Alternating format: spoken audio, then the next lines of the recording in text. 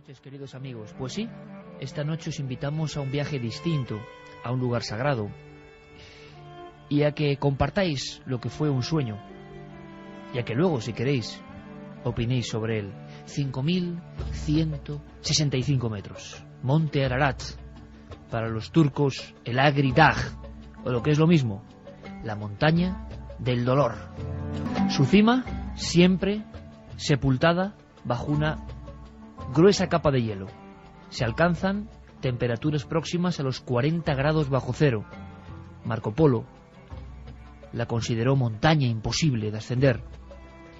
Desde hace muchos siglos se habla del lugar concreto donde ocurrió algo que es narrado ya en la Sagrada Escritura. 5.165 metros, de acuerdo, no es de las más altas, pero está bordeada de dificultades, de secretos, de militares, de garitas, de personajes siniestros. Es la montaña, eso sí, con un cráter en su cima, más voluminosa del mundo. Según todos los geólogos, una de las más singulares de la faz de la Tierra. La Agri Dağ, o montaña del dolor, sembró de muerte. Esa zona de Armenia es su símbolo nacional. Un día de julio de 1840, su última erupción. En ese lugar hay una historia, la de los 10.000 mártires del monte Ararat, que ya pintó el gran Carpaccio. 10.000 soldados romanos convertidos repentinamente por hechos extraños al cristianismo. 10.000 cruces, 10.000 agonías en el monte del dolor, 10.000 crucifixiones. ¿Os imagináis la escena? Cuenta la historia y la ciencia que los barcos más antiguos del mundo se encuentran ya alejados en lo que es el desierto que un día fue vergel junto al Nilo. Son barcos egipcios, 5.000 años de antigüedad, varados, ya no viajarán nunca. Sin embargo, parece que el arca, la increíble proeza de ingeniería de la antigüedad, que muchos dicen que es el arca de Noé, sería todavía más antigua. Y unas fotografías obtenidas hace muchos años, que dieron la vuelta al mundo, hablaban de que en lo más profundo y más alto del monte Ararat, en mitad de esos glaciares donde se han perdido muchas vidas, amanecía algo, una especie de rectángulo, una especie de casco de barco. En 1950 se publicó, ahí está, vista con ojos de pájaro. En 1950, el alpinista francés Ferdinand Navarra obtenía un trozo de madera fosilizada, carbono 14, resultado 7.000 años aproximadamente de antigüedad. Y como esta noche de viaje aprenderemos muchas culturas, decenas de culturas diferentes, que hablan de ese diluvio, de algo parecido a ese arca, y de una ubicación que quién sabe si está ahí, en el mítico Monte Ararat, al que os invito a subir y a sentir a flor de piel esta noche. Esta noche, además de muchas emociones, todos muy atentos, vamos a conectar con una persona normal y corriente. No es un investigador, no es un arqueólogo, no es un alpinista, no es un especialista en la montaña. Es alguien normal, y quizá por eso esta historia es épica y queríamos contarla. Juan G. Vallejo, buenas noches. Luego nos cuentas cosas del Monte Ararat. ¿Se te ha escuchado extraño por ahí? ¿Ha sido una especie de voz? A ver, pues Juan G, buenas noches. Ahora sí. Era la psicofonía de Juan G. Todos atentos, estamos en las... Ya veréis qué viaje. Un Porsche de 20 años de antigüedad, ya con sus kilómetros. Una llamada interior y viaje Castellón-Monte Ararat. Ahora os lo contamos. Santi, buenas noches. Buenas noches, sí que. Por cierto, que esta noche hay otra noticia importantísima. Ha habido algo muy importante. El cerebro, digamos, se ha visto el pensamiento de una persona en un laboratorio en una pantalla. Reflejar el pensamiento en una pantalla. ¿Qué se abre a partir de ahí? Vamos a hablar de eso y de mucho más. Como siempre, Santi, bienvenido, igual que Fermín Agustí, ya reincorporado al equipo, Carlos Largo y Geray Martínez, con esta música de Lorena McKennitt, que es ideal para este viaje. Así que estáis todos, una aventura épica de una persona normal. El sueño era ver el arca de Noé, hacerlo solo, con lo que eso implica. 1:17, esta es la música ideal, ese lugar, montaña del dolor, repito, el lugar donde según el Génesis acabó el arca de Noé, que salvó algunas especies, a todas las especies prácticamente, del gran diluvio que muchos ubican en diferentes épocas y estratos de la antigüedad. Yo me enteraba de casualidad, por algún envío extraordinario sobre otros temas, y al final buscando elementos para saber qué pasó con esas fotos. ¿Eran el Arca de la Alianza o están en el Arca de Noé, o están en otro lugar? lo confundamos, como hago yo ahora mismo, el Arca de la Alianza, con este otra arca que al parecer fue congelada, se quedó congelada en el tiempo y el espacio y se llegó, como decíamos, a trocear. Pequeños fragmentos para ser analizados.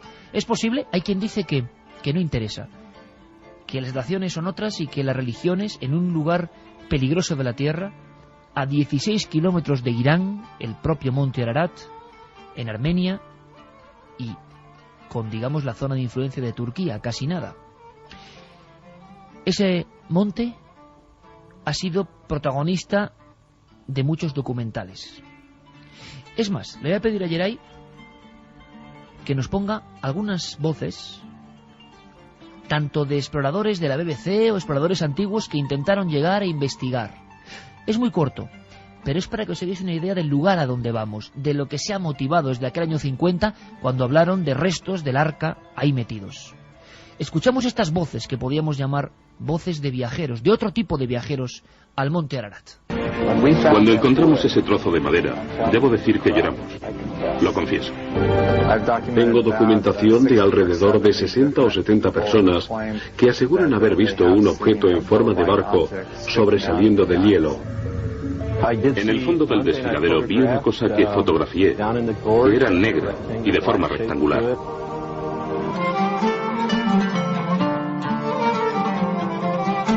Fotos que valieron miles de dólares de la época y que demostraban que algo había ahí en el hielo. Ahora, es una formación natural. Últimas investigaciones de las que vamos a hacer esta noche parece que indican que el arca auténtica está en un lugar cercano, pero no en ese. Más voces, hablando del peligro también de ese monte Ararat. Hace viento y frío. Cada vez que he subido al monte Ararat he dicho, ya no vuelvo jamás. Jim Irwin subió con parte del equipo y se despeñó cabeza abajo por el cañón norte. Quedó inconsciente, con los dientes partidos y una brecha en la cabeza. Más tarde, se despertó cubierto de sangre. Hay gente por todo el mundo que quiere subir a esta montaña. Realmente es diferente. Es una montaña mágica. Y a la 1:20 exactamente, comenzamos nuestro viaje. Un Porsche 944, modelo antiguo, 20 años, unas tiendas de campaña, unas linternas, unas barritas energéticas, mucha fe, algún dinero y una persona que se despide de su familia en Castellón, a la misma ribera de la autopista A7, porque se va a marchar solo, recorriendo los 6.000 kilómetros de ida, absolutamente solo, porque algo interior, algo le indica que tiene que ver el Arca de Noé. Una historia, como decimos, en la que no queremos categorizar ni decimos nada, simplemente que es una historia humana que merece la pena. A veces las historias que surgen con esa voz interior son las más bonitas. Queríamos contarlo. El protagonista de esta historia que nos va a contar y nos va a meter, y además es que lo pillamos de viaje prácticamente a estas horas, lo pillamos de viaje, si hay algún sonido, por favor, algún corte, Yeray estará muy atento con sus mandos, pero es probable que escuchemos algunos sonidos, porque está en ruta, como en esa ruta que hizo hace 3 años. ¿Consiguió su sueño? ¿Qué se encontró en el camino? Creo que puede ser un guía de excepción. Él es César Ortiz. César, amigo, buenas noches. Buenas noches. Bueno, esta aventura comienza, imagino, en un instante importante en tu vida. Tú te despides de tu familia, incluso en junio del 2004. Coges tu Porsche 944, si no me equivoco.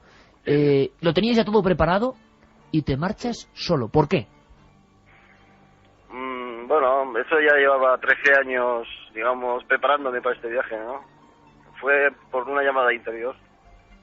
Tenía que, llegado su momento, hacer ese viaje. Hay gente, pues, que, no sé, pues quiere subirse el Kilimanjaro o el K12, ¿no? Pues yo me propuse coger el Porsche y marcharme hasta el Monte Ararat y escalarlo con el objetivo de encontrar el Arca de Noé. Pero tú sabías, César, que eso no era una misión nada fácil, y sabías que muchos lo han intentado, han estado por esas zonas, y que es una zona geoestratégica, muy vigilada, militar, y sin embargo todo eso te daba igual, que me parece lo maravilloso de esta historia, ¿no? Sí, bueno, yo me hicieron los deberes, por supuesto, ¿no? Marco Polo la vio imposible de subir, de escalar, cuando lo intentó, y bueno, sabía que muchos aventureros habían fallecido en esa montaña. Por otro lado estaba, pues, que es una zona militar debido a que hace frontera con Irán y Armenia, y entonces, pues claro, no permiten el acceso fácil, ¿no?, a la montaña. Yo, aún con todo eso, y sabiendo que sin permisos me podía caer 8 o 10 meses de cárcel si me cogían subiendo, aún así arriesgué y fui con todas las consecuencias, ¿no?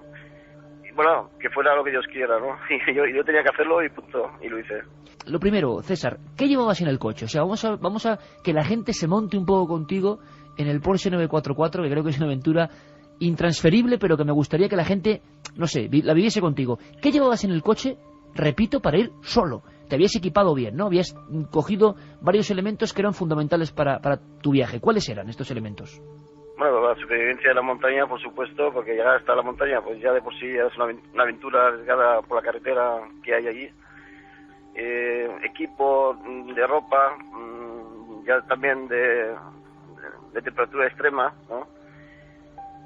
También un triolet, unos pinchos en los pies para cuando estuviera arriba, porque es todo hielo, a partir de 4.500 metros es todo hielo ya la nieve se ha endurecido, ¿no? Cámaras de vídeo, fotografía, que además me dijeron que si la sacara a bajo cero, que fuera rápido porque me quedaba sin máquina, ¿no? Porque no había, digamos, cámaras de gran resistencia a un precio que yo podía comprar, claro, en ese momento, ¿no? Tú empiezas el viaje, coges la A7, pasas por Francia, creo que además una cena de marisco te sienta bastante mal y te da bastantes problemas durante mucho tiempo, pero ocurre algo en Turín. Vamos a pararnos en Turín, además una ciudad que nosotros queremos mucho y hemos visto esa Sábana Santa. Tú no llegas a ver la Sábana Santa porque, como bien sabes, la custodian, pero sí que te ocurre algo impresionante, ¿no? Y que es una visión personal con una imagen de la Sábana Santa. Cuéntanos, en Turín. Pues eso está justamente a la entrada. Cuando llegas a Turín, pues bueno, cuando entras en la capilla donde está, justo a la entrada a la izquierda hay un, digamos, un poco más reducida, hay un negativo de la síndone.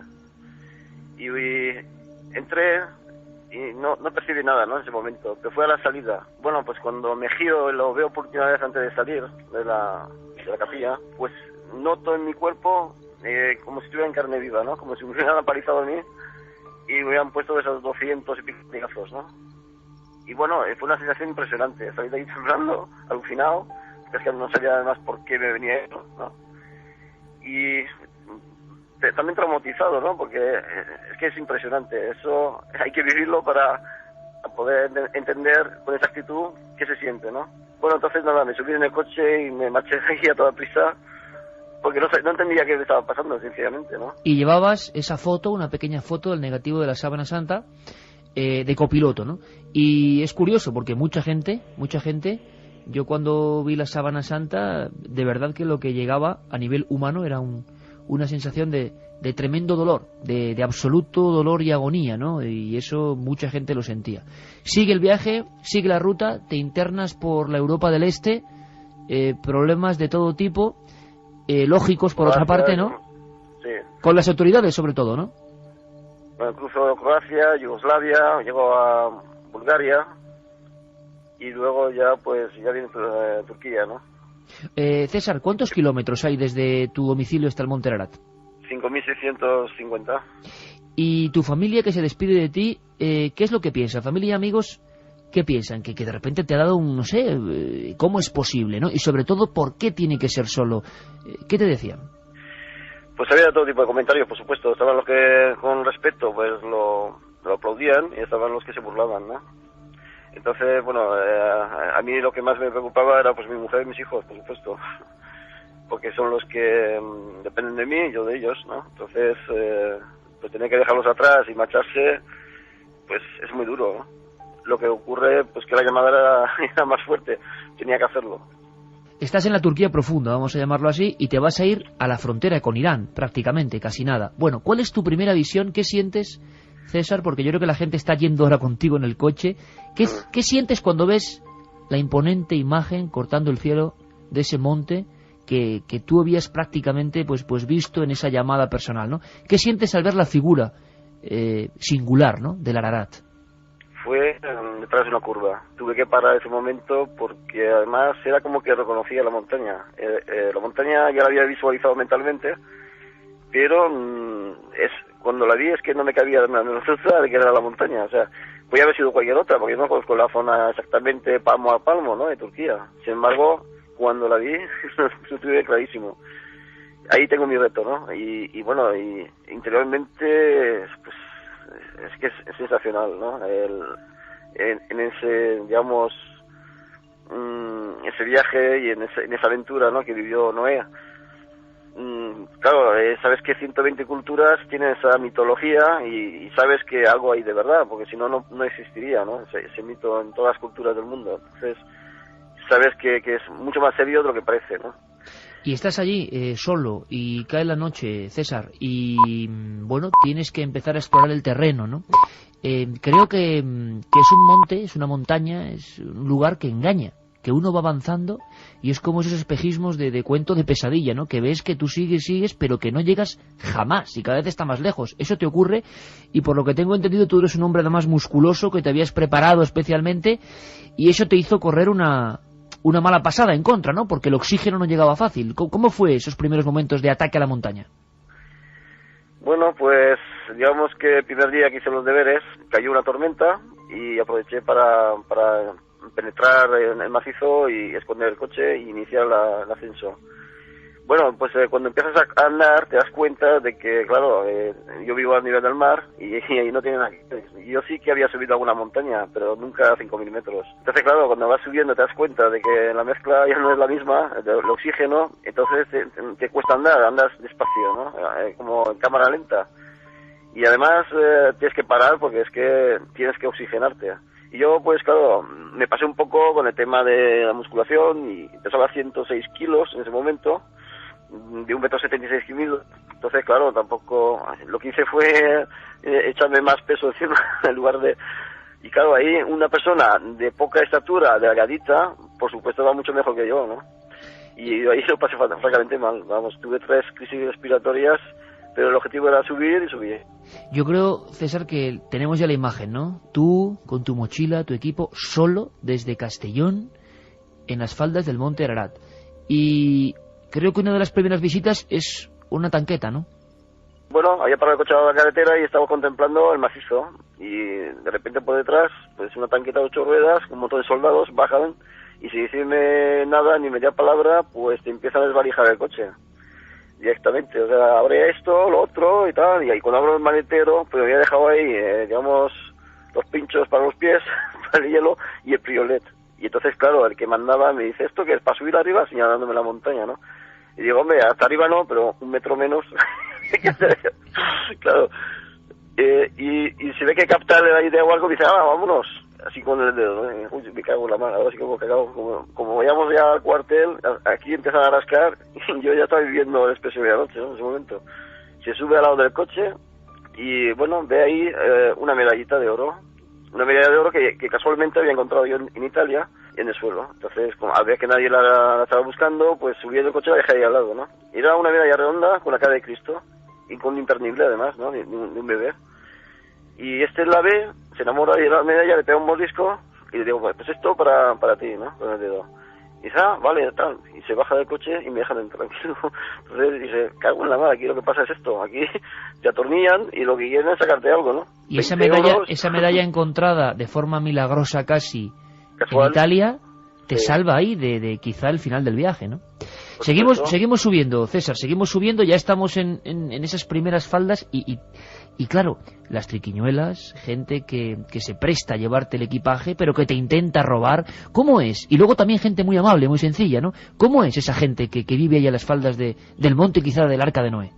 Unos chavalitos me llevan la mochila, pero cuando quieren más, a mí se me antoja que esto ya va a ser cada 100 metros me van a pedir dinero, digo, pues no, mira, me sigo solo, ¿no?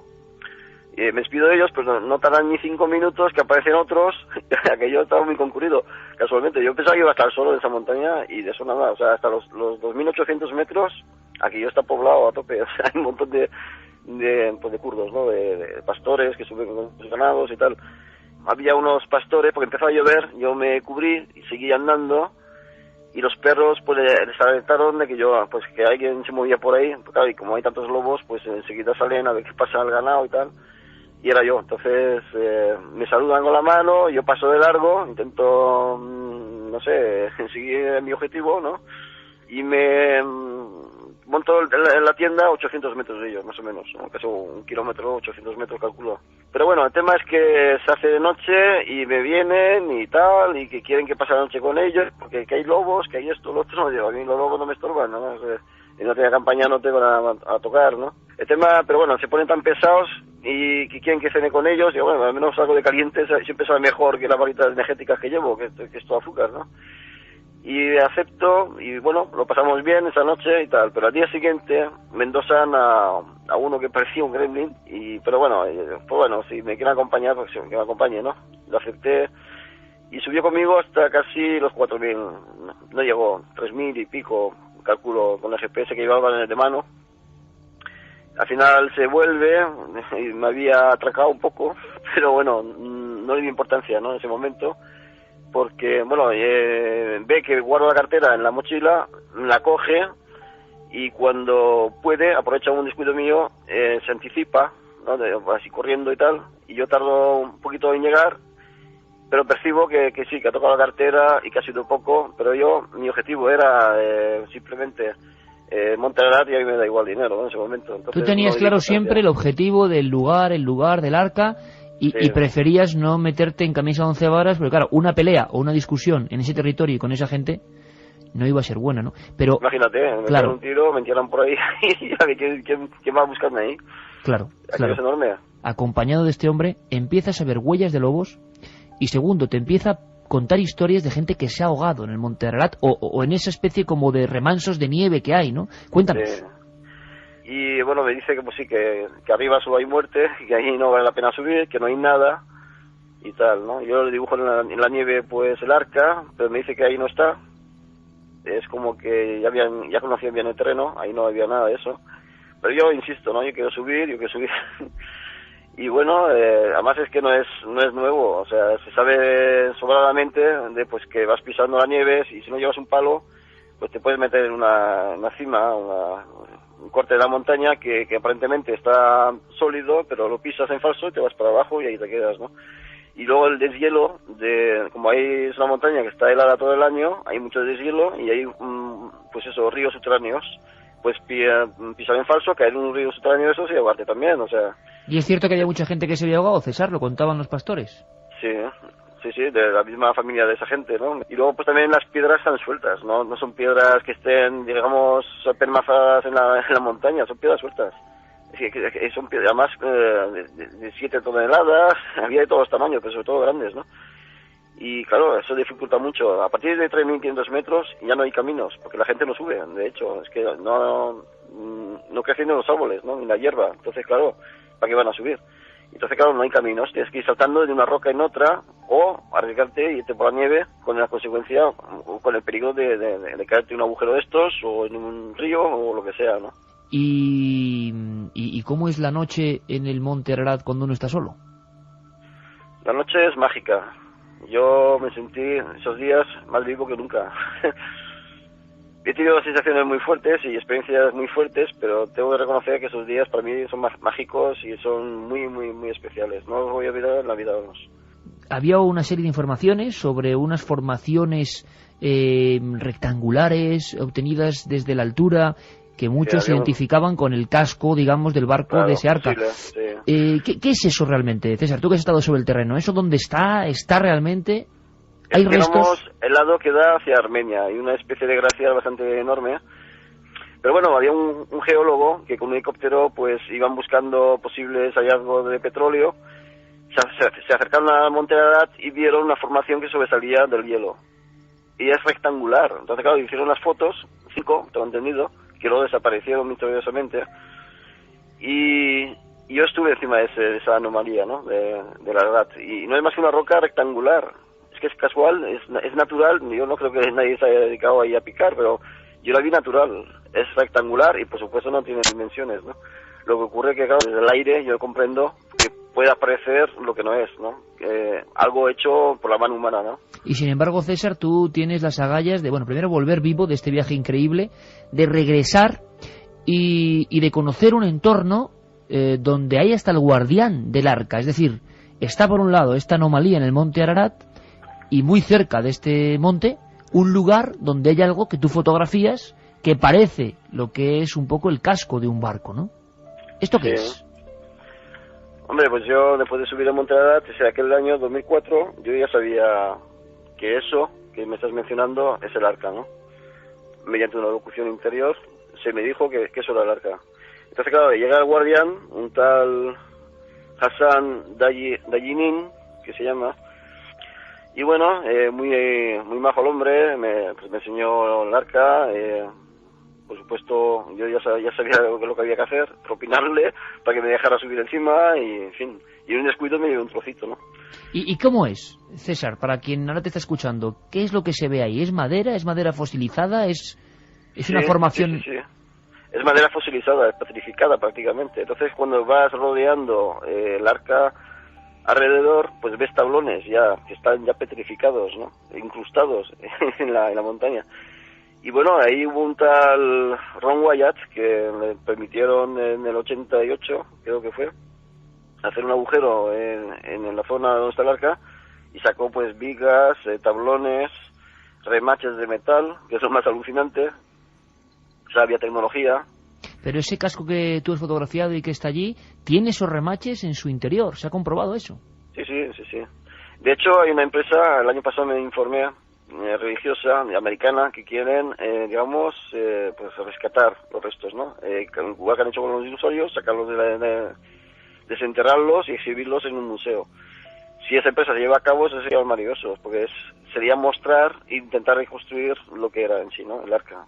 Pero César, este arca, o lo que queda de esa construcción prodigiosa, si es que es esa, y que está allí, tampoco parece que tenga, que está casi guardada por un hombre y sin mínimas condiciones de preservación, ¿no? Es que ese es el problema. Este hombre, pues sí, la cuida y tal, pero yo si por 300 euros me llevo un trozo enorme. Claro. No sé si me explico. Sí, que cualquier persona puede en cualquier momento esquilmar todo eso, ¿no? Sí, por desgracia es así. Si no, además hay un par de hay militares que están en la garita más arriba y están ojeando y tal, y él me insistía de que nos estaban observando en todo momento, ¿no? Claro. Que tuviera cuidado con lo que hiciera. Que tuvieses cuidado con lo que hacías. ¿Y por qué ese desangelamiento, digamos, o ese desamparo de la reliquia, quizá? ¿Por qué a nadie le interesa que se sepa qué es eso y que se estudie? Yo pienso que es por la antigüedad que tiene. La Biblia habla de 4.600 años, en realidad esta reliquia tiene 13.000. Entonces, claro, 13.000 ya no cuadra, ¿no? Ya sería contradecir las escrituras sagradas y entonces las religiones automáticamente, pues una falla en la palabra de Dios, que es la Biblia, según ellos, pues sería contradictorio. Entonces sería un gran escándalo. Oye, César, y cuando tú ya tocas esos restos, quizá, del Arca de Noé, ¿tú qué sientes? Porque creo que lo interpretas como un gran símbolo de paz, ¿no? Pero que es un símbolo olvidado, evidentemente, en estos tiempos que vivimos. Yo estaba ¿cómo explicarte? Por ejemplo, cuando vas a ver una película y empiezan a recordar otra época, pues algo así, ¿no? Era como que estaba viviendo mi vida en ese momento y a su vez estaba como viviendo lo que vivió aquella familia, ¿no? En el diluvio. Y bueno, cuando estás ahí enfrente de esa embarcación y ves todos los detalles y empiezas a recordar lo que se sabe, te vienen muchas cosas a la cabeza, ¿no? Pero muchas. Entonces, claro, ¿cómo explicarlo en un momento como este? No sé. Realmente. César, yo lo que creo es que tu aventura personal y humana, como siempre, y tú sabes que la gente siempre, pues puede creerlo, puede que no, puede vivirlo, puede que no, depende de cada uno. Yo lo que estoy seguro es que es una historia tremendamente humana y alucinante, sobre todo porque si hubiera sido un grupo, o un grupo de investigación, o un grupo periodístico, o lo que sea, tendría otro contexto. Pero ser una persona solo, en su coche, Castellón, Monte Ararat, Arca, vuelta, yo creo que es algo muy meritorio. Y que cada uno piense lo que quiera, pero creo que es una aventura con muchas agallas, con mucha fe, y que demuestra que muchas veces los grandes momentos de la vida tienen que estar impulsados por esos instantes de esplendor, ¿no? Que cada uno interpreta como quiere, con esas llamadas o lo que sea. César Ortiz, amigo, un abrazo grandísimo. Una historia, ante todo, humana. Un hombre solo, buscando un sueño. ¿Qué opináis, amigos? Hombre, yo la verdad que hay una frase que me encantaba que él decía que cuando salía de Castellón había gente que se burlaba y otra que la admiraba. Yo tengo que decirle que la admiro. O sea, simplemente porque cuando alguien es diferente y quiere creerse su sueño, quiere creerse un sueño, pues lo puede cumplir, como es este amigo de Castellón, ¿no? Me parece una historia maravillosa. Luego lo del Arca mucho más complicado, si quieres lo comentamos, pero a nivel humano me parece, vuelvo a repetir, algo maravilloso y fantástico. Lo que este amigo ha hecho entronca no con una, sino con dos historias o con dos factores que son comunes, yo creo que a todas las civilizaciones. Uno de ellos es la historia de un diluvio, de una gran destrucción. Pero si hay algo que también caracteriza la espiritualidad, yo creo que de todos los pueblos de la tierra, es la idea de la peregrinación. En la religión, en el cristianismo y en el islam y en el resto de las religiones más o menos establecidas, eso ya ha tenido una reglamentación, unas formas, un rito, pero las peregrinaciones han existido siempre, y sobre todo antes de que los sitios sagrados o los sitios de peregrinación como Santiago de Compostela, como la Meca, se establecían como tales, o como tales por obligación o por dogma, muchas veces aquello empezó porque los peregrinos sentían la llamada interior. Los peregrinos espontáneamente hacían ese viaje espiritual que algo desde dentro de ellos mismos les impulsaba. Y yo creo que lo que se ha recuperado en este viaje es una persona que, sin quitar mérito a los que van al Rocío, a los que van a Compostela, a los que van a la Meca, pero una persona ha recuperado ese sentimiento primitivo de sentir la llamada y ponerse en camino en busca de un objetivo espiritual. Una locura, pero benditos locos, ¿no? Que gracias a ellos conocemos otros sitios, otros lugares y también, ¿por qué no?, otras experiencias que de repente con las comodidades que tenemos hoy en día en nuestras casas nos hacen cogernos, dejar a nuestra familia, que es lo que más se quiere, y ir detrás de ese sueño, ir persiguiendo, pues a lo mejor respuestas que en ese momento tenía que tener en su vida, cumplir tal vez algo que él mismo deseaba. Y si lo ha conseguido así, pues el viaje, vamos, ha sido una respuesta para todo ello. Una locura, como decía al principio, pero bendita locura que te da a entender que no solamente está tu familia, tu casa, tus comodidades, sino que hay algo más y que parece que todo se va juntando, porque mira que ha pasado aventuras nuestro amigo. Parece que todo se va juntando para que al final consiguiera llegar a la cima. Le han robado, le han apedreado, también nos contaba a micrófono cerrado. Ha pasado todo tipo de penurias, no ha visto la sábana santa real, pero aún así ha llegado y ha conseguido un trozo de esa maderita.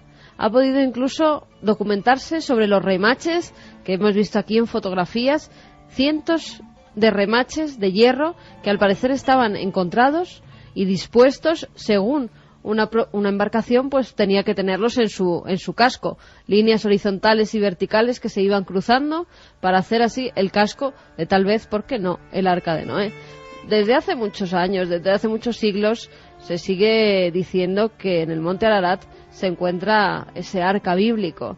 Y los antiguos, en muchos de los casos, estamos viendo que tenían razón. Hay muchas pruebas, no solamente esos remaches, sino los análisis que se han hecho con carbono 14 sobre la madera y también documentos históricos antiguos que centraban precisamente en el monte Ararat el Arca de Noé.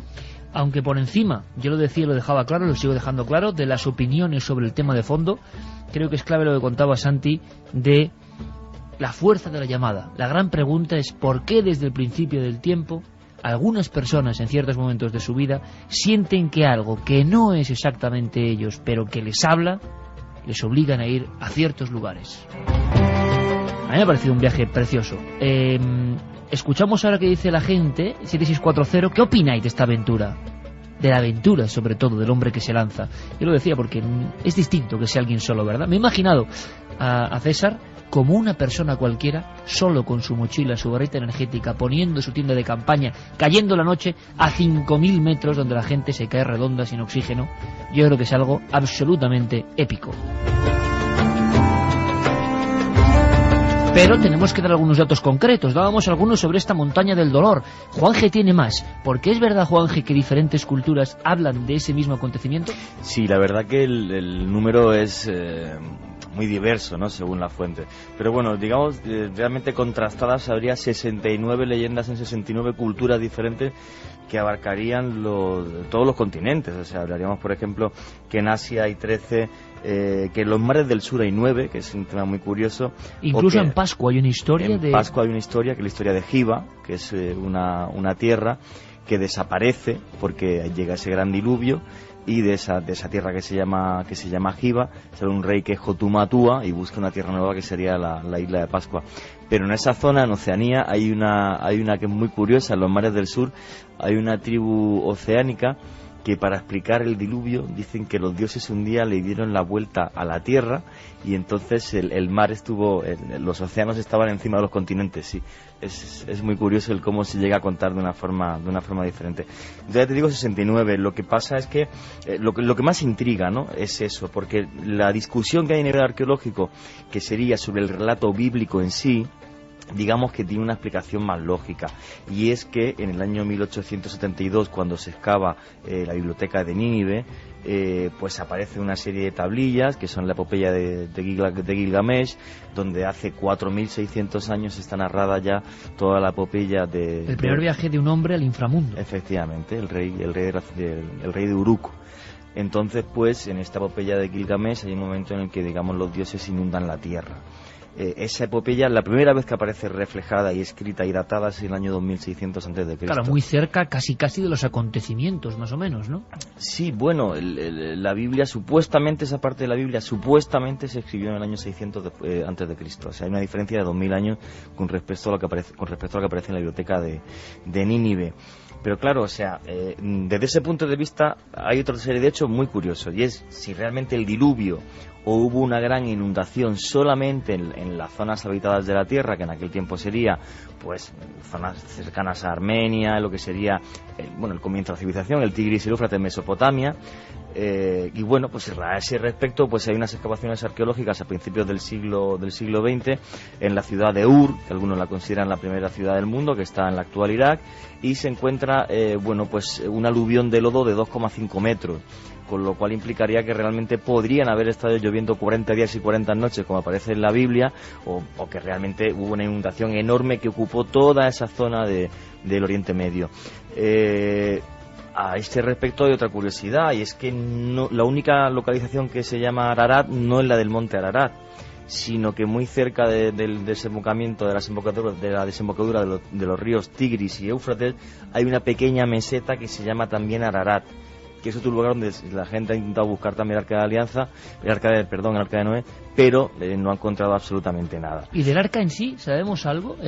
Se ha escrito, porque yo creo que hay muchas diferencias en cuanto a medidas, cómo era exactamente esa embarcación prodigiosa, por qué demonios aparece ahí. Es que no es como el arca de la alianza, porque nos estamos analizando tanto, donde sí aparecen las medidas exactas. En este caso, el arca de Noé no. Lo que sí hay una historia muy curiosa respecto a lo similar que es la Biblia con el texto de la biblioteca de Nínive, y es que incluso cuando Noé quiere saber si hay tierra o no hay tierra, pues va lanzando una serie de palomas y demás, y en el caso de Gilgamesh, del rey de la ciudad de Uruk, pues manda primero una paloma, luego una golondrina, luego un cuervo, que ya el cuervo no vuelve. Y cuando el cuervo no vuelve, dice, bueno, pues ya puedo realmente buscar tierra en la dirección a la que se ha ido la última ave. Hasta la forma de buscar la tierra es igual, ¿no? Entonces, bueno, pues nos hace pensar que realmente sí que existieron grandes inundaciones que pudieron abarcar una buena parte de la humanidad, y muchos geólogos que han investigado sobre este extremo. Ahora, lo que sí es verdad que me rompe todos los esquemas son las 37 culturas en América, en toda América, desde el norte hasta el sur, que hablan de un diluvio. Eso es una cosa increíble. Escuchamos ahora a los oyentes, pero la gran pregunta es, ¿y qué demonios pinta eso de maderas fosilizadas? Porque tiene algún viso de... Pues fíjate que hay una historia que la tenía medio olvidada, pero aquí como Armstrong en la cueva de los tallos o Cooper con sus experimentos parapsicológicos, esta historia también tiene su astronauta, James Irwin. James Irwin estuvo en el mismo lugar que nuestro amigo intentando documentar y demostrar de una forma científica. Y una de las voces que escuchábamos antes, porque eso igual lo sabe la gente, alguien hablaba de Irving cayéndose y destrozándose los dientes y despeñándose. Era James Irving, uno de los pocos hombres que han estado en la Luna. El suyo fue el Apolo 15, curioso, si no recuerdo mal. Y otro astronauta buscando un enigma de la antigüedad. Parece que todos los que volvieron de la Luna trajeron una inquietud más. Parece que ver la Tierra desde esa lejanía algo les abrió, y desde luego todos, o prácticamente todos, la mayoría, iniciaron búsquedas que muy poco tenían que ver con el espacio y más con el espíritu.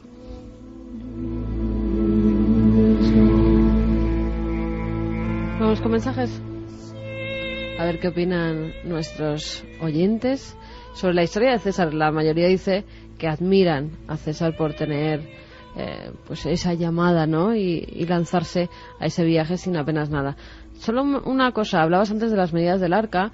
En el Génesis se dice que el arca medía 300 por 50 por 30 codos. Sería más o menos 140 metros por 23 por unos 13 metros y medio, 14. Esas serían las medidas del arca, que más o menos también coinciden precisamente con las que hay en el Monte Ararat, al parecer.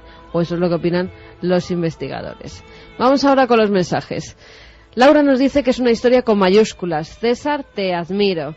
José María dice que el arca se vende a trozos. ¿No creéis que si fuera el arca ya la habrían sacado? Interesante también, ¿no? Carlos dice que impresionante lo de César, que admirable. Quiero felicitar al invitado de hoy por su valor y por seguir sus sueños. Es curioso porque la madera marca la fecha dada en el Gilgamesh para el diluvio. También nos dicen, buenas noches milenarios, otro sábado más que trasnocho con vosotros. Me llamo Javier, soy de Cartagena, Murcia. Soy estudiante de historia y me gustaría contaros que no solo la Biblia narra un diluvio en sus páginas, sino también, como bien decía Juanje, culturas más antiguas como la egipcia y la babilonia. O sea que hay como un recuerdo ancestral primitivo, muy primitivo, de que algo pasó con nuestro planeta que tiene que ver con inundaciones grandísimas en cierto momento. Nos dice que esas civilizaciones, esas culturas antiguas dejaron constancia de la existencia de un gran diluvio que azotó al mundo conocido. La existencia del arca es muy posible. Pero nos lo dice un estudiante de historia. Hay una cosa que es fundamental, es en todas las culturas del mundo, en ese 69, el diluvio siempre es por una razón. Porque Dios se enfada con los hombres y les castiga. Siempre se enfada con los hombres y les castiga. Y eso es en todas las culturas. Bueno, también la explicación lógica para un gran desastre, un cataclismo a nivel global, ¿no? Jaione desde Valladolid nos dice buenas noches. Es alucinante que haya gente dispuesta a tanta aventura para contárnoslo a todos. Muchas gracias. Hola amigos, soy Manuel. Me parece toda una aventura lo de César, todo un sueño para mí. Mi mochila y yo, y una montaña con misterio. Un abrazo y felices fiestas. Porque yo aquí, bueno, podríamos luego ahondar en otros momentos del programa, pero yo repito y reincido que lo interesante es que si fuese algo más organizado, o incluso nosotros, un equipo de periodistas que nos va la vida en ello porque es nuestra profesión, o un equipo de alpinistas cuyo reto es lógico, pero yo insistía mucho en lo de una persona normal. La llamada es tan fuerte y esa sensación de la soledad, ¿no? Y además, no solo el deseo era tocar el arca o estar en la cima del Ararat, que es imposible. Un detalle que se nos ha escapado. Él no cogió ningún permiso. Es decir, hay unos permisos muy férreos para acceder a ese lugar. No tomó ninguno.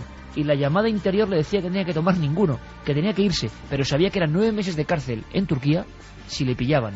Y ocurrió lo de la medallita que hemos visto, milagroso. O sea que, en fin, la suerte siempre parece que, bueno, respeta a los audaces, ¿no? Diego Marañón desde Cantabria nos dice, hola, en mi opinión, tratar de identificar algún resto como parte del Arca de Noé a estas alturas es tan complicado de creer como, por ejemplo, que el Limnum Crucis, que tengo tan cerca, en Santo Toribio de Liébana, pertenece realmente a la cruz donde murió Jesucristo. Resulta bonito creerlo, es cierto, pero hasta ahí. Un saludo enorme y felices fiestas. Pues Diego tiene razón, porque realmente por un lado está la aventura humana, que es la que nos sublima y nos genera lo mejor del hombre, ¿no? Y lo más arriesgado y lo más loco en el buen sentido, como decía Carmen. Y otra cosa luego es lo físico, ¿no? Si eso puede ser el arca o no, que imagino que es muy difícil.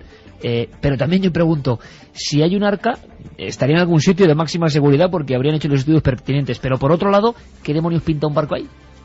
Desde mi punto de vista me parece un tema dignísimo de investigar. El problema es que la zona militar es restringida, pero vamos, es un tema, aunque no fuese el arca de Noé, o sea, que haya un barco en lo alto del Monte Ararat y que tenga una antigüedad de 7, 8, 9 mil años, que daría una vuelta a toda la historia de la humanidad. Seguro, fuese Noé o claro, no fuera, ahí está una clave muy Noé. interesante, Juanje, Claro. porque los barcos más antiguos datados, 5.100 años en las riberas del Nilo, ¿no? Sí, sí.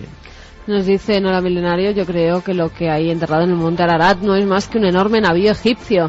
Lo que pasa es que a la Iglesia le interesa que exista ese arca. Oye, pues qué interesante también. En cualquier caso, ¿quién lo subió allí? Ya, y no, la Es una gran pregunta. Iglesia, la Iglesia tampoco saca nada con que el arca esté allí, ¿no? Bueno, es que el arca, sea lo que sea esa embarcación en el cerca del monte Ararat, porque son como una serie de colinas alrededor del monte Ararat, exactamente, está olvidada. Nadie habla de ella. Por Hubo eso. esas fotos en el año 50 y después nada. El tema es apasionante, amigos, pero hay mucho más. No sabéis lo que hay. Esto que ha pasado con el cerebro. Y Santi proponía un tema que es apasionante. Mujer. 2 y 7, aquí estamos de nuevo. Amigos, después de esta primera aventura vienen muchas más. Lo recordamos, en las próximas 2 semanas, puede que directamente el próximo sábado demos la lista de los ganadores. Se cierran los teléfonos esta noche. 10 de enero próximo pasaréis aquí la noche con nosotros. Puede pasar cualquier cosa. Sobre todo nos interesa la gente que pueda contarnos cosas. No solo preguntarnos cosas, sino contarnos cosas. Ranking de libros, ¿cómo va? De abajo arriba.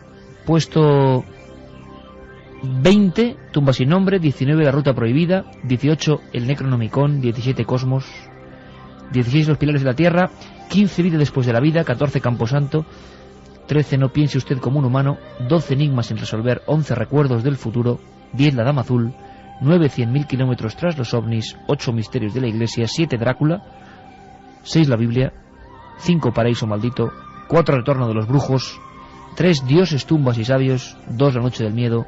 Primer puesto, libro elegido de momento del misterio, Caballo de Troya, JJ Benítez.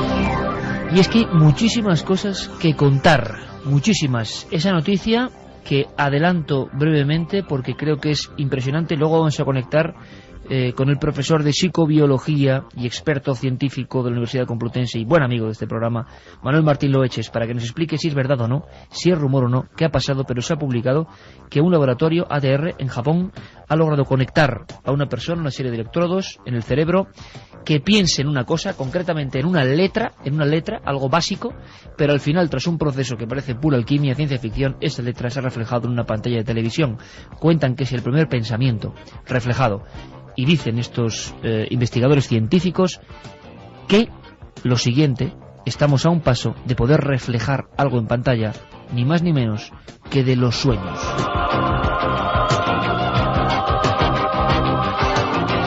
Bueno, pues ahora vamos a variar el tono musical, Yerey, vamos a marcharnos quizá a la historia a otros confines de otras dimensiones, porque Santiago Camacho dejó caer aquí la posibilidad, la pista de que hay casos asombrosos de mujeres que por las dificultades, por lo que entraña y sobre todo entrañaba ser mujer, tuvieron que pasar toda su vida o gran parte de su vida, bueno, pues vestidas, comportándose, transformadas, en algunos casos podría decirse que casi travestidas como hombres.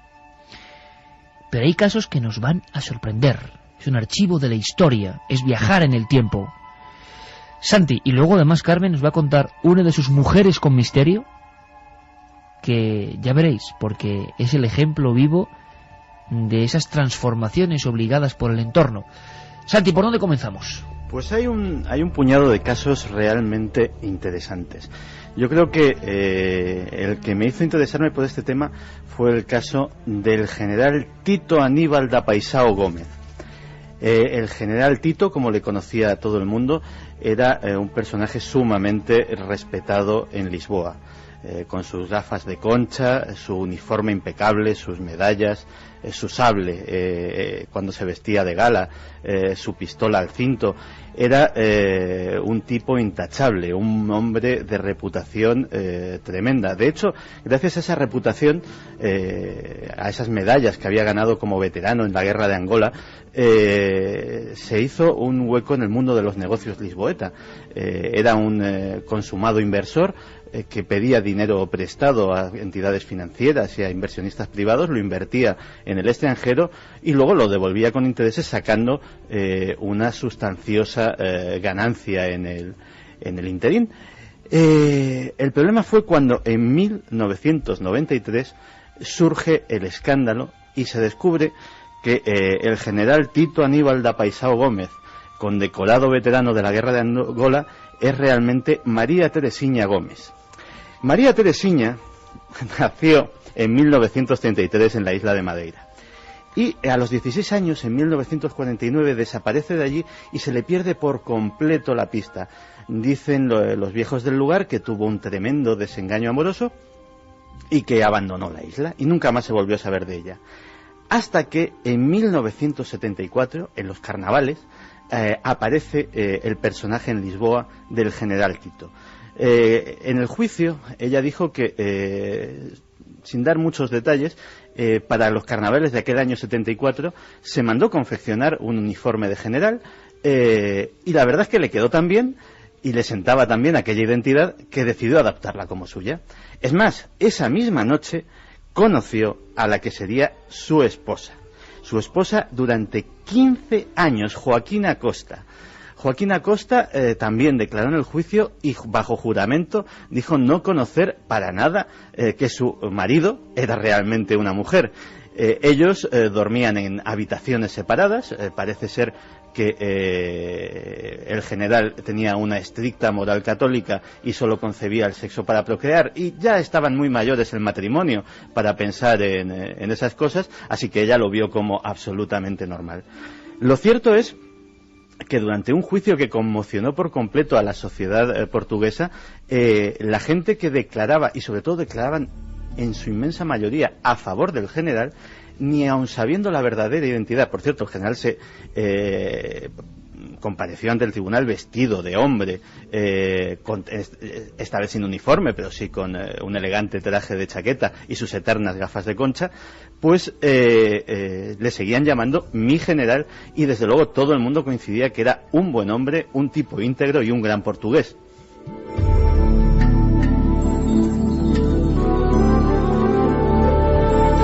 ...15 años casado con una mujer, general, la tropa le respetaba y era Teresiña al final. Teresiña. Y la verdad es que Teresiña fue condenada a 3 años de cárcel, de los cuales no tuvo, por esa intachable conducta anterior, no tuvo que cumplir ninguno. Los cargos eran básicamente de estafa y sobre todo de suplantación de identidad, en este caso de un general.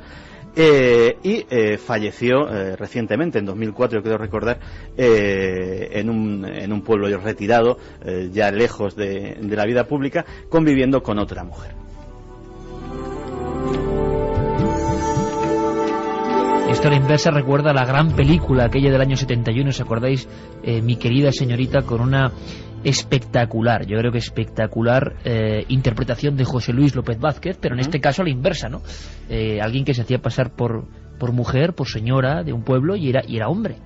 A mí me recordaba mucho, porque la gente tenemos el concepto de que las mujeres no pueden ser guerreras.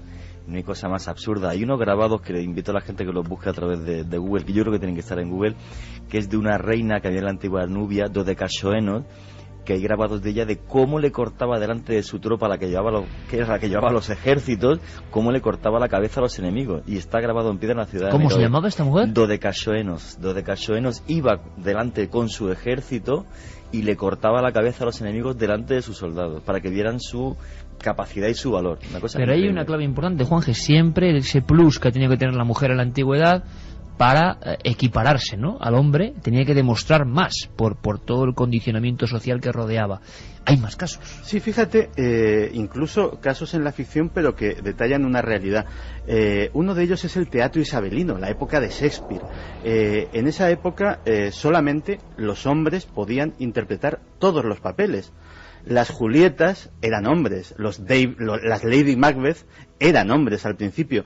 Toda la panoplia de personajes femeninos muy fuertes y muy intensos del teatro shakespeariano fueron interpretados originalmente por hombres. Las mujeres no podían ejercer de actrices de teatro. En absoluto. Y de hecho hay una conocida película, Shakespeare enamorado, en la cual una mujer tiene la vocación de artista, la vocación de actriz, y decide cambiar las tornas y hacerse pasar por hombre para que le dejen hacer papeles de mujer. Silvia, no me place demasiado. Tiene los dedos rojos de pelear y habla como un niño que recitara su lección. En la escena el amor no será amor verdadero mientras la ley obligue que sean petimetres con enaguas quienes interpreten el papel de heroínas.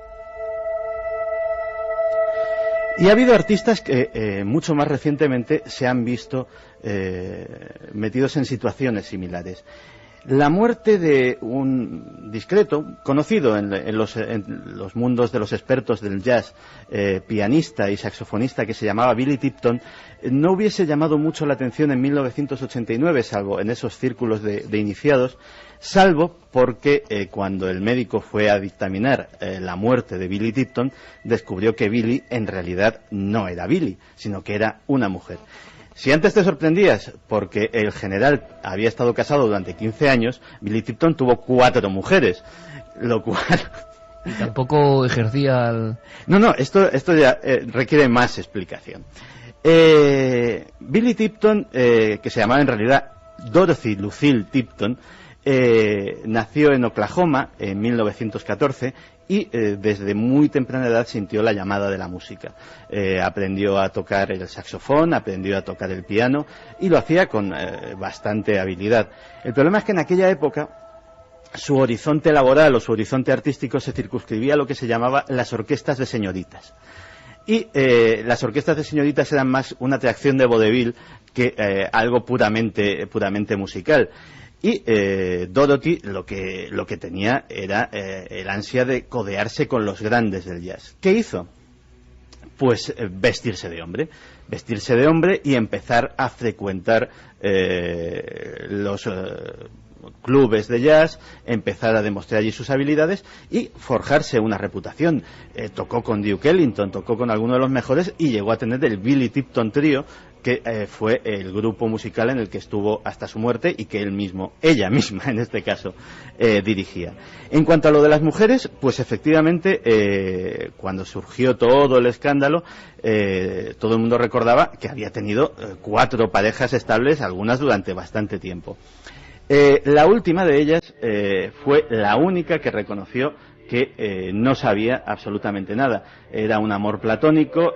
Tipton en aquella época ya era muy mayor y aducía problemas de salud que le impedían tener a cabo unas relaciones sexuales normales y si bien dormían en la misma cama, nunca tuvieron contacto. De las 3 restantes, la primera sí que confesó que había mantenido una relación lésbica absolutamente normal entre 2 mujeres, en este caso con el engaño de cara a la sociedad de que una de las partes era un hombre. Pero lo realmente curioso es la de las 2 que estuvieron en medio. Esas 2 juraron y perjuraron que no solamente habían estado emparejadas con Billy Tipton, sino que habían tenido relaciones sexuales frecuentes y satisfactorias, merced Dios sabe a qué artificios, decían ellas. Se habló de un extraño suspensorio, de aditamentos ortopédicos de vaya usted a saber qué clase, que permitían a Billy Tipton pues cumplir con sus señoras como Dios manda. El caso es que la escasa discografía que dejó Tipton, a raíz de su muerte y del tremendo escándalo, cobró una cotización inmensa y desde luego los discos de Billy Tipton a día de hoy se pueden encontrar, cosa que en otro caso probablemente no. Yo recuerdo la historia de esa película Gentle de Barbara Streisand, que expresa muy bien es una mujer judía, si no recuerdo mal, claro, que tiene que hacerse pasar por hombre porque ella tenía interés en conocer, en leer, en saber de la cultura, y era algo vedado. Entonces, yo ahora sí me gustaría hacer un homenaje sentido, yo creo, con esta música maravillosa que nos pone Yeray Martínez, porque hay que pensar, ¿no? ¿Cuánta gente, cuántas mujeres en este caso, han estado queriendo aprender, queriendo acceder al conocimiento, queriendo acceder a las artes, y sistemáticamente se les ha prohibido? ¿Y cuántas vocaciones han sido absolutamente aniquiladas, ¿no? Era imposible, y solo algunas. También hablamos un poco esta noche de la llamada interior, ¿no? Esa llamada interior era tan fuerte que les obligaba a cambiar su vida de raíz, a dejar de ser lo que eran, solo por esa llamada hacia el arte o el conocimiento. De verdad que es impresionante. ¿Más casos, Santiago? Uno más, porque si bien los otros dos podían tener un cierto barniz, digamos, frívolo, este es ciertamente dramático porque está impuesto por la más estricta necesidad y sobre todo porque es actual, es completamente actual. En el Afganistán de los talibanes la vida era muy, muy, muy dura, especialmente para las mujeres. Imaginemos lo que sería de una joven, Nadia Gulan, de 21 años, que en un momento dado pierde la protección de su familia, se queda absolutamente sola en el mundo y se queda desamparada en un mundo en el que ser mujer ya de por sí es difícil, ser mujer sola puede ser un estigma, y toma una decisión valiente. La decisión valiente es tomar la identidad de su hermano fallecido para poder trabajar, poder ganarse la vida como mecánico, como albañil, como podía, y así ir sobreviviendo. El problema es que estalla la guerra, la invasión americana, los atentados integristas. Una cosa, Santi, damos por supuesto que todas estas mujeres que se hacen pasar por hombres se acicalan de forma distinta. Imagino que tienen que disimular sus formas femeninas, se cortan el pelo, imagino, y se convierten en hombres, pero con una labor milimétrica, ¿no? Sí, posiblemente el caso de Billy Tipton y del general, sí he visto fotos y realmente la transformación es increíble. ¿Ves un hombre? Tipton, decían los que le conocieron durante todos esos años, que durante un largo periodo de tiempo llevaba bigote. O sea, llevaba un bigotillo fino de los que se llevaban en aquella época, estilo de Rolf Flynn, y nadie se lo cuestionaba. De hecho, por ejemplo, el caso de Tipton, moviéndose en el club, en el mundo algo sórdido a veces de los clubes de jazz de aquella época, pues por ejemplo había frecuentemente peleas. Él las eludía diciendo que como era pianista tenía que cuidarse las manos.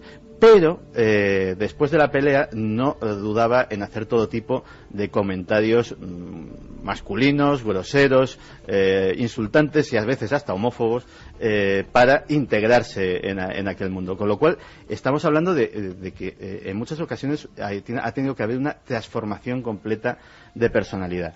Y en el caso de Nadia la cosa iba bien, o hubiese ido bien, hasta que ese clima de violencia hizo que fuera víctima de un atentado, de una bomba, de las muchas que estallan en el Afganistán actual, pues le estalló cerca y le desfiguró la cara. La historia es la siguiente. Nadia afortunadamente ha terminado en España, porque si hubiese sido tratada en Afganistán, lógicamente su identidad hubiese quedado al descubierto. Y sobre todo, los talibanes, todavía presentes de una forma clandestina, de una forma subterránea, pero ahí están, podían haber tomado represalias contra ella. Entonces, terminó, lo último que sabemos es que una ONG de Mallorca, la Fundación de Cirujanos Plásticos Mundi, se hizo cargo de ella, y por lo menos esta historia pues ha acabado bien. Vaya historia, la bomba casi descubre su secreto, un secreto que mantuvo para poder vivir con dignidad en mitad del infierno prácticamente. Carmen trae un caso, sabéis que de vez en cuando nos obsequia con algunas mujeres con misterio. Qué mejor entorno, y a veces también qué casualidad, porque el asunto de esta mujer que nos trae ahora pues lo teníamos pensado antes de que Santi comentase lo de estos cambios de sexo, de alguna forma, por llamarlo así, ¿no? Y de personalidad y de apariencia para vivir en otro mundo. Bueno, Carmen, todo tuyo es este caso que mucha gente no conocerá y que ante todo no es solo parte de la historia, sino también parte de esa otra historia, de esas cosas que habitualmente jamás se cuentan.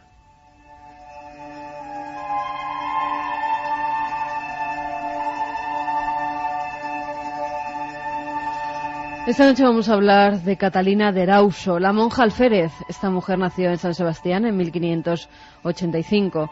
A los 4 años, sus padres la internan junto a sus hermanas María Juana, Isabel y Jacinta en el convento de dominicas de la ciudad, donde pasará toda su niñez y parte de su adolescencia, siendo adoctrinada en la fe y también aprendiendo las labores propias de su sexo.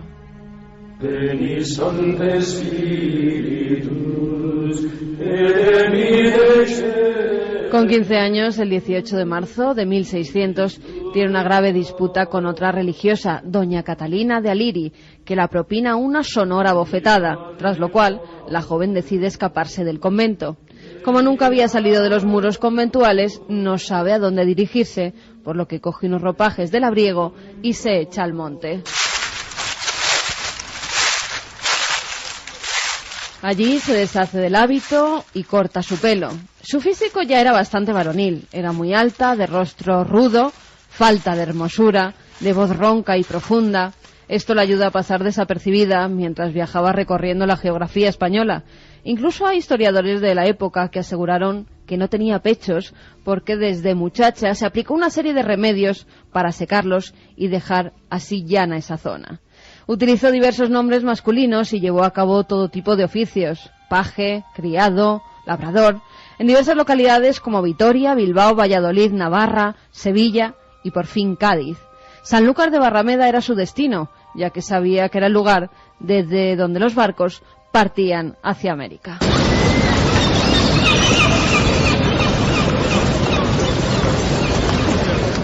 Logró un empleo de grumete en uno de los navíos que le llevó hasta Punta Araya, en Venezuela, de donde se dirige a Cartagena de Indias y de allí a Panamá.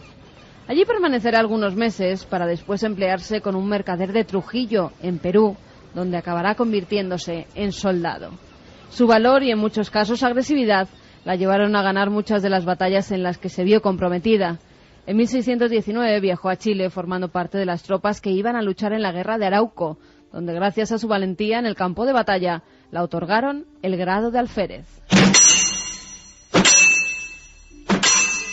Catalina era muy dada al juego y a las mujeres. Estuvo a punto de casarse 2 veces, pero siempre puso alguna excusa.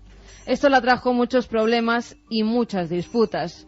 En una de ellas ejercía de padrino de otro alférez, Juan Silva, y al verse este herido, la mujer soldado cogió su espada y luchó con su contrincante, hiriéndole de muerte.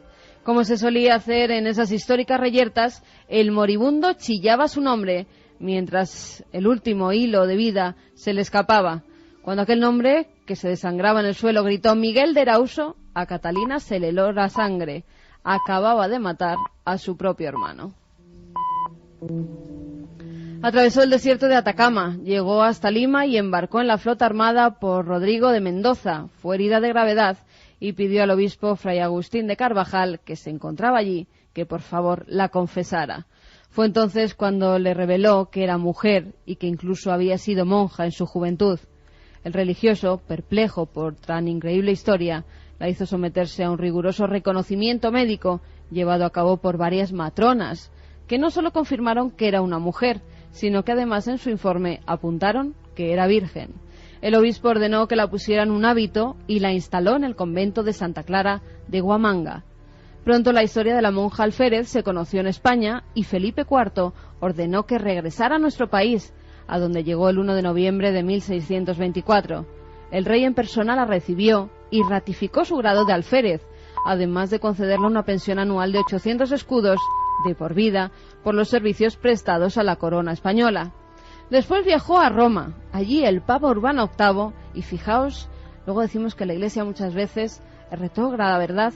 Y aquí la autoriza a seguir vistiendo ropas masculinas. Sería el primero de los casos de la historia de la Iglesia conocida donde a una mujer la autorizan a vestir de hombre.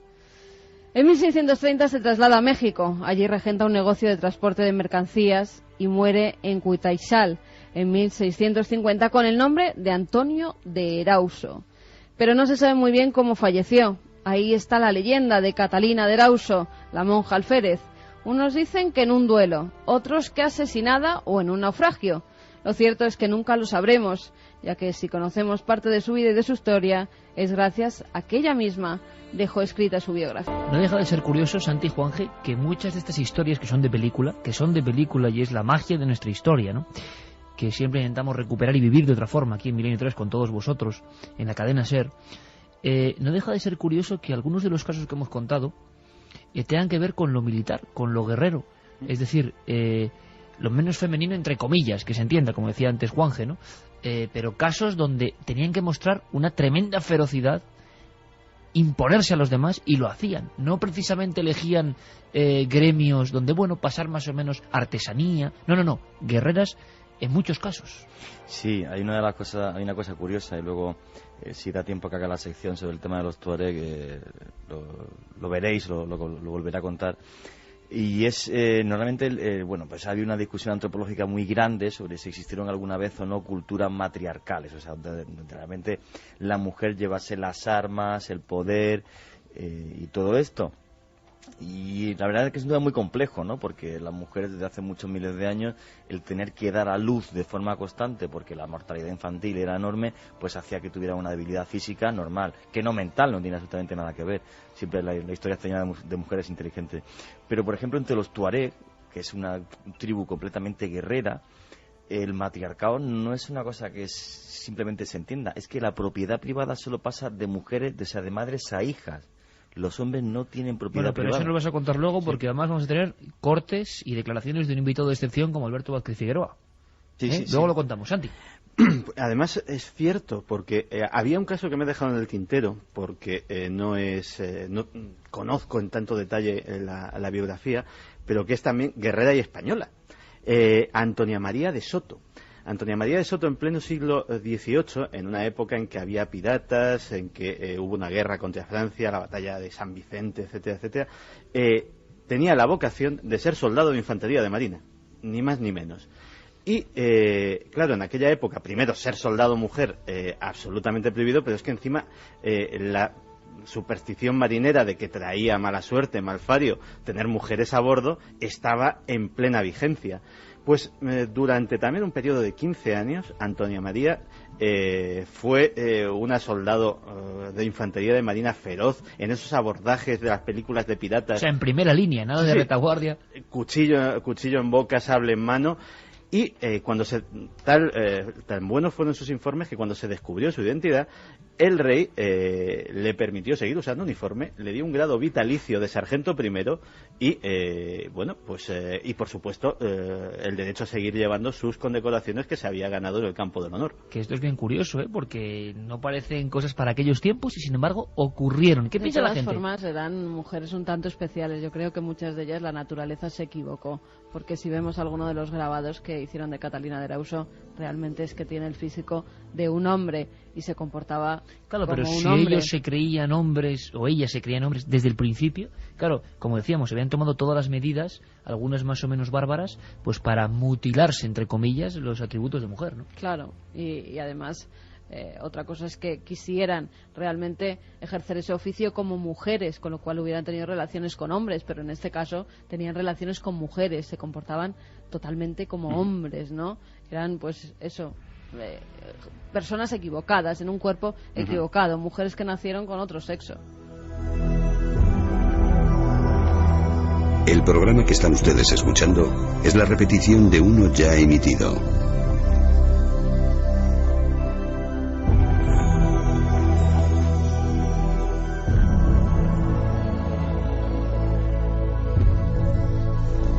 ¿Y qué piensa la gente? Porque luego ha habido muchos pequeños y grandes secretos en muchas localidades españolas que al final no salen a la luz, pero es una historia, claro, muy delicada, ¿no? Muy delicada. Es raro que haya documentación de tantos casos. Aquí están. ¿Qué opina la gente? Carmen, 7640. Pues Jorge nos dice: disfrazarse por avanzar en la humanidad me parece bien, pero deberíamos hacer que esto no pase. Voto por el libro La noche del miedo. Mira, un voto más para ti, Iker. Magnífico el tema, Santi. Lamentable lo ciega que ha estado la humanidad para no saber valorar a estos maravillosos seres que son las mujeres. Un abrazo, Carmen, nos dice Humberto. Pues muchas gracias, Humberto. Hola, felices fiestas a todo el equipo. Espero que el año que viene tengamos muchas aventuras. Voto por Drácula como mi libro favorito, nos dice Vicente desde Madrid. Notario de Pilas nos dice que hay de que Colón dicen que era una mujer.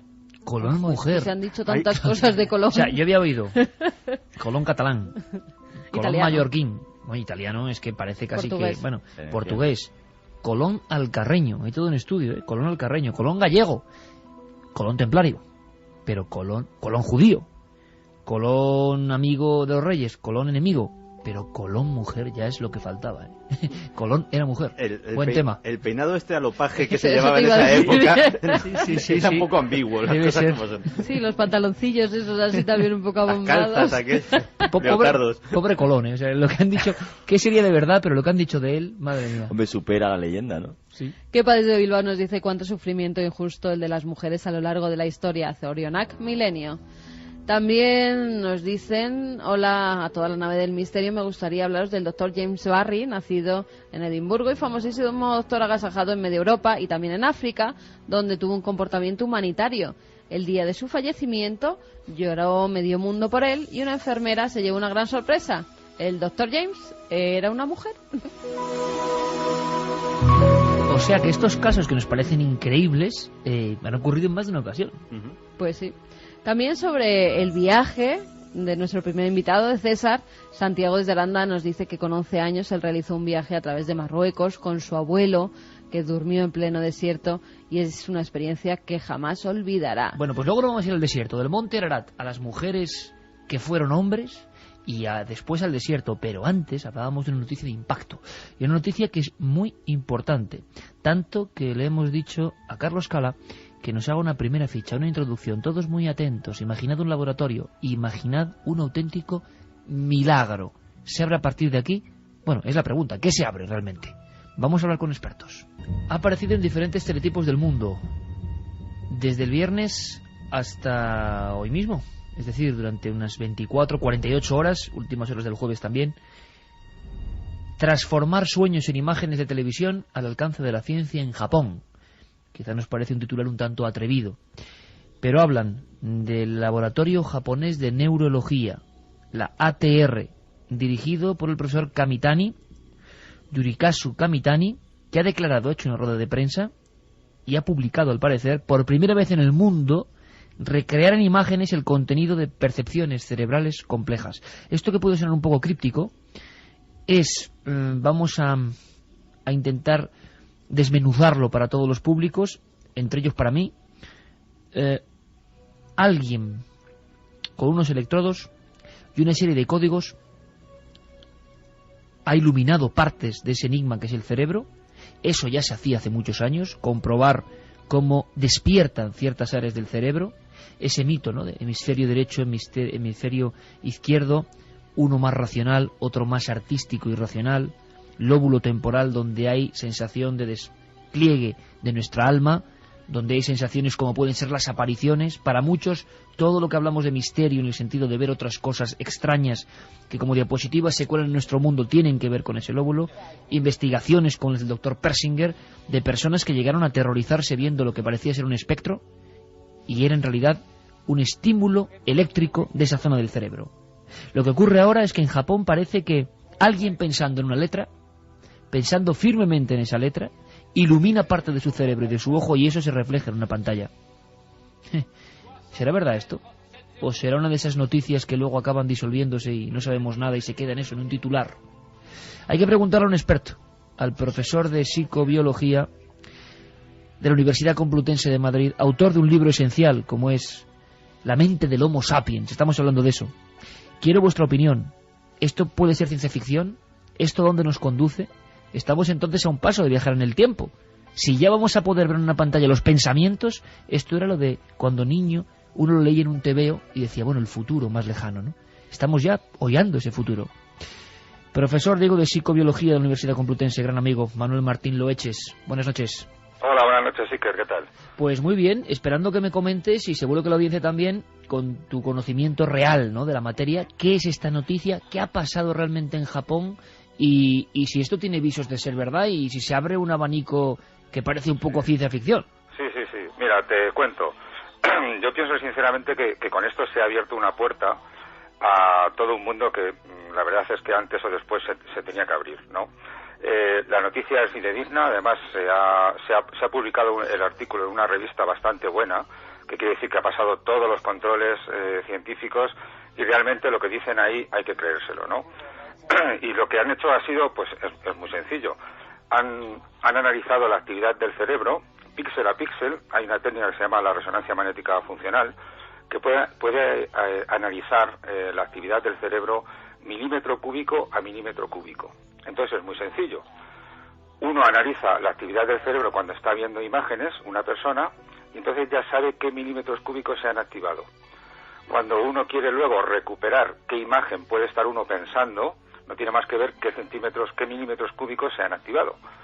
Porque además es curioso porque por eso hablan de que es una puerta para ver los sueños o para ver lo que pensamos, porque cada vez que pensamos o que soñamos se activan las mismas zonas del cerebro con las que vemos. Entonces es curioso, se puede acabar viendo lo que es el patrón particular con el que una persona ve las imágenes y reconstruir a partir de ahí, de la actividad del cerebro, lo que uno está pensando. Ahora mismo de una forma un poco rudimentaria, eso sí, en una especie de cuadrícula de 10×10 para lo que es identificar letras, algo muy simple ahora mismo, pero tú fíjate, Iker, que de aquí a poco tiempo las técnicas irán mejorando y se podrá ir viendo imágenes muy complicadas, y realmente lo de la puerta abierta a poder ver lo que estamos imaginando o pensando o viendo simplemente es una puerta que se ha abierto y es real, es creíble. Parece ser que se ha empleado una letra, ¿no?, como elemento quizá más básico, Manuel. ¿Por qué se hace esto? Lo de identificar una letra y que eso que nos cuentas de cómo la percibe o cómo se iluminan partes del cerebro y del ojo, pues se ha visto reflejado por vez primera en una pantalla de televisión. Sí, mira, en principio se han usado letras porque son estímulos muy sencillos, son lineales, son líneas, entonces se pueden más o menos identificar.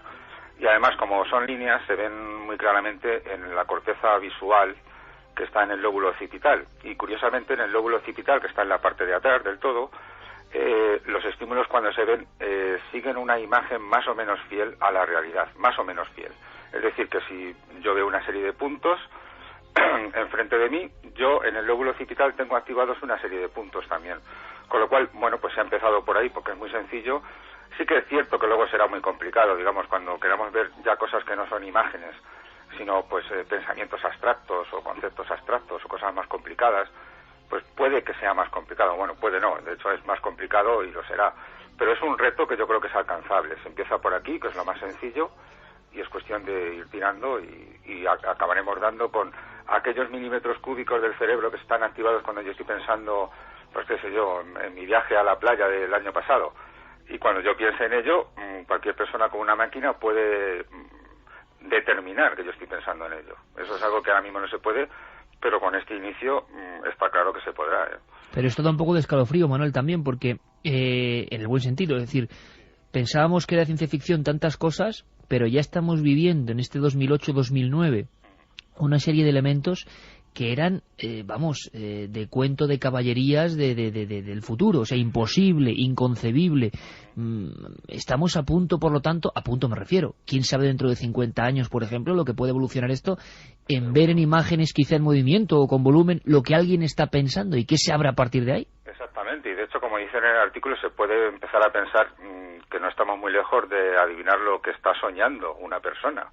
Igual que lo podemos ver cuando uno está despierto, esto es igual, en los sueños se hará. Y sí, ciertamente, también dicen los autores, y eso es algo muy lógico, que habrá que tener consideraciones éticas, ¿no?, con todo este tipo de hallazgos, ¿no?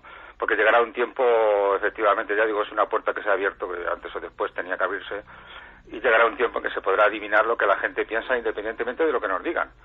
Entonces, claro, habrá que tener un control, digámoslo así, por parte de la sociedad en general, de hasta dónde queremos llegar, hasta dónde se puede llegar, hasta dónde es ético, dónde ya empezamos a rayar lo personal.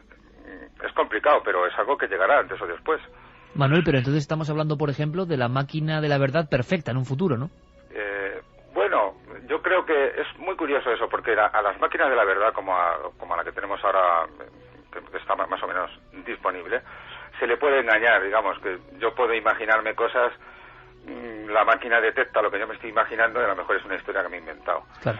Antes o después, no sé si llegaremos más lejos, es posible, digamos que estas son puertas que se han abierto ahora, pero como dices tú, dentro de 50 años a lo mejor llegamos incluso a detectar que la imagen que se está imaginando un sujeto es falsa, ¿no? Pero hasta ahora, bueno, yo creo que aún queda para que podamos determinar qué imágenes está pensando una persona. Luego ya lo de que sean falsas o no es otro cantar, pero con el tiempo quién sabe, ¿no? Oye, Manuel, yo que conozco un poco tu obra y sé que eres un hombre riguroso, científico, pero que eso no quiere decir que no estés siempre como buen investigador a expensas y observándolo todo lo que pasa sin cerrarte a nada, que yo creo que es el auténtico aprendizaje, ¿no? En permanente duda.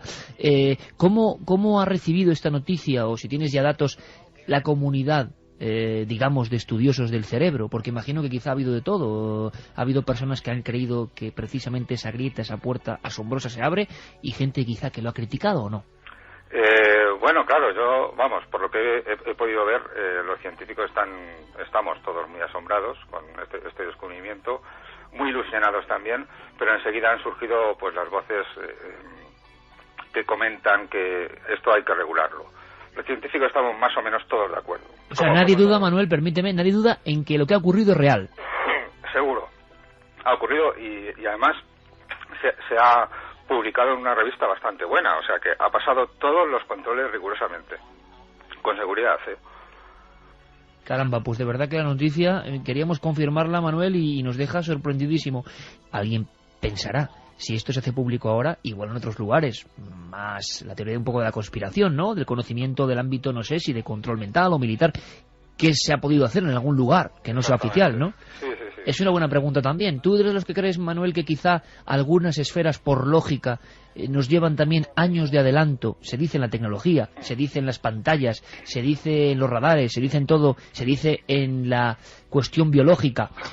También en el estudio del cerebro habrá personas, entidades, corporaciones, no lo sé, que nos lleven también años de ventaja y que sepan más que nosotros. Bueno, años no lo sé, pero sí que sé que el ejército de los Estados Unidos, igual que casi todos los países, lo más seguro, tienen centros especializados en estudiar la actividad del cerebro, e incluso en crear, generar, inventar máquinas para leerlo mejor, para interpretarlo mejor, y al cabo de un tiempo pues acaba siendo público, pero claro, ellos lo guardan en secreto, en el máximo secreto, durante un tiempo hasta que sacan todo el jugo.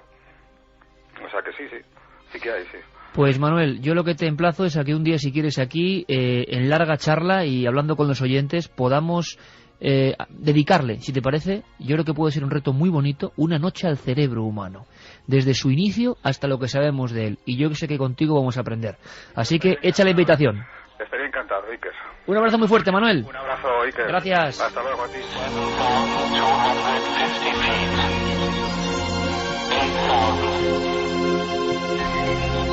Yo creo que es una gran noticia. ¿Qué creéis vosotros?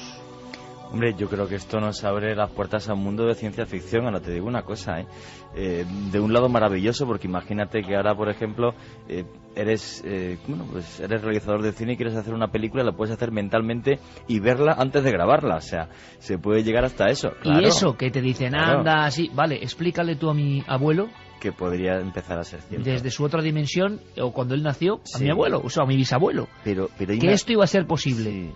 Ahora, bueno, y esto es algo que acaba de empezar, pero siglo, claro, dentro de 50 años, imagínate lo que será. Esta letra será 1000 cosas. Ahora, a mí me aterra, incluso hay una parte idílica que es la de poder ver los sueños. Yo hay sueños míos que no quiero verlos, Las pesadillas que yo he tenido son horribles. Y sobre todo que no quieres que vean otros. Y sobre todo que no quieres que vean otros, porque son muy íntimos.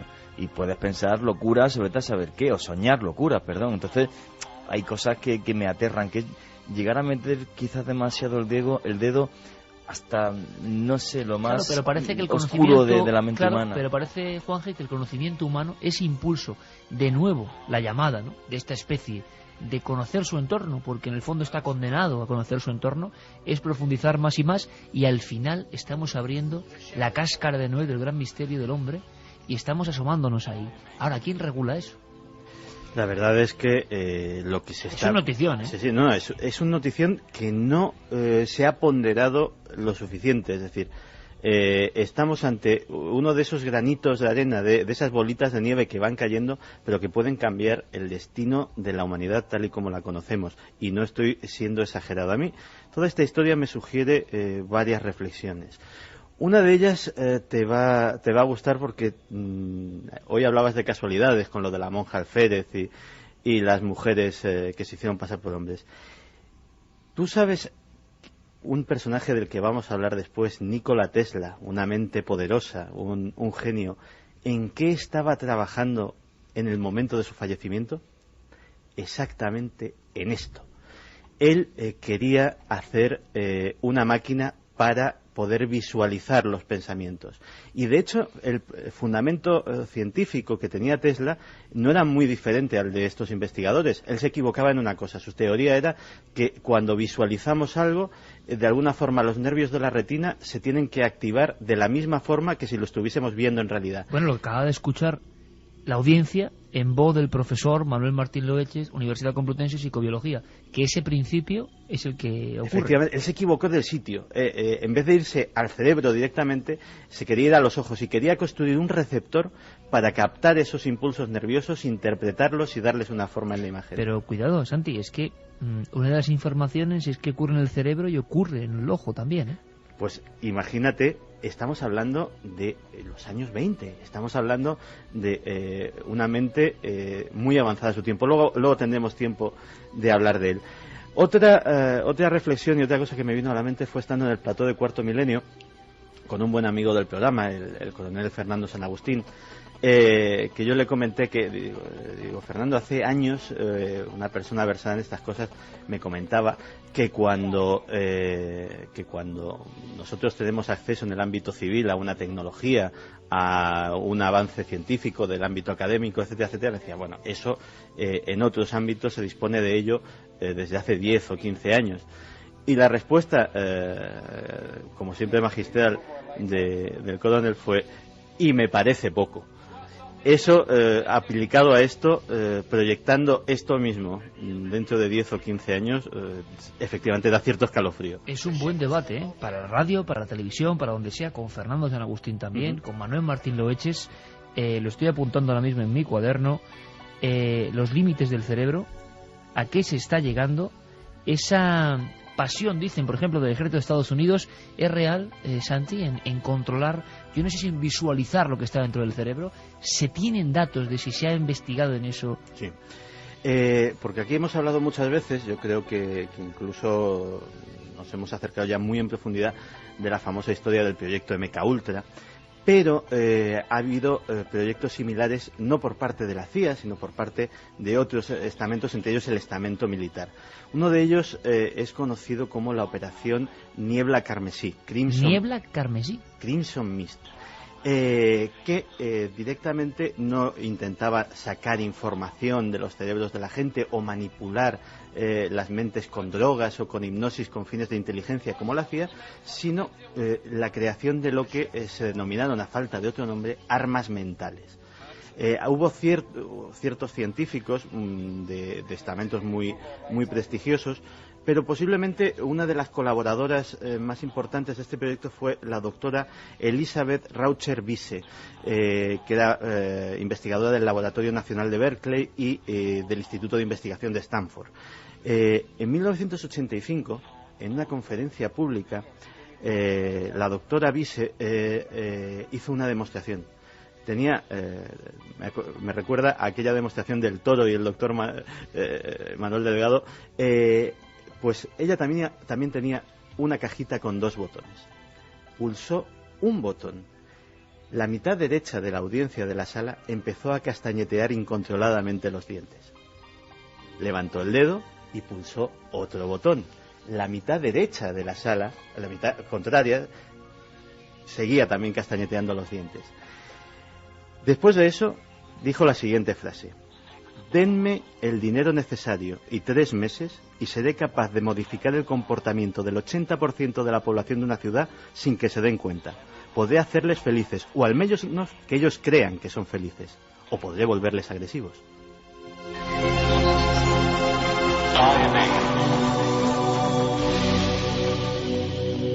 vaya escena. ¿Cómo se llamaba esta doctora? Doctora Elizabeth Raucher-Bisse. Ahí queda, uno de esos legajos de la historia moderna, de la cara oculta de la historia, por Santiago.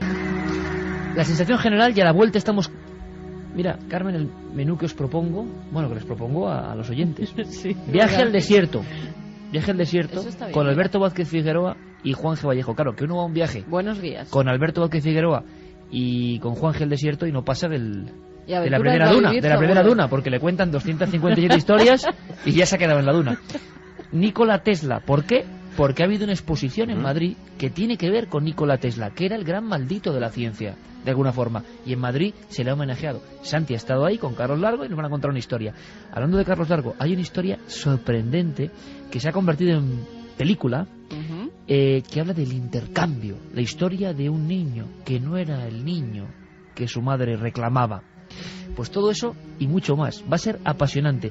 ¿Y sabéis lo que pienso yo en estas noches? Luego seguimos con el ranking de libros, que estamos viviendo una serie de acontecimientos que están siendo clave, que quizá la gente no lo comprende en su trasfondo, pero que también estamos aquí para contarlo.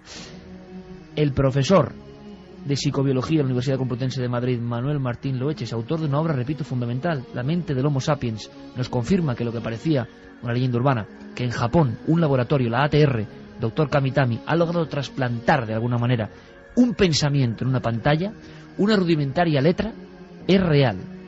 Y él dice que la comunidad de investigadores científicos del cerebro está sorprendida e ilusionada. Decía Juanje, una simple letra, una letra en una pantalla, pero es el primer paso. Como diría Armstrong, ese primer o pequeño paso para un hombre, gran salto para la humanidad. Estoy seguro que dentro de unos años volveremos a saber de este profesor Kamitami y de lo que se ha iniciado. Lo hemos contado como ha sido. Y yo es te voy a emocionante. decir que en nuestro país se están haciendo experimentos parecidos.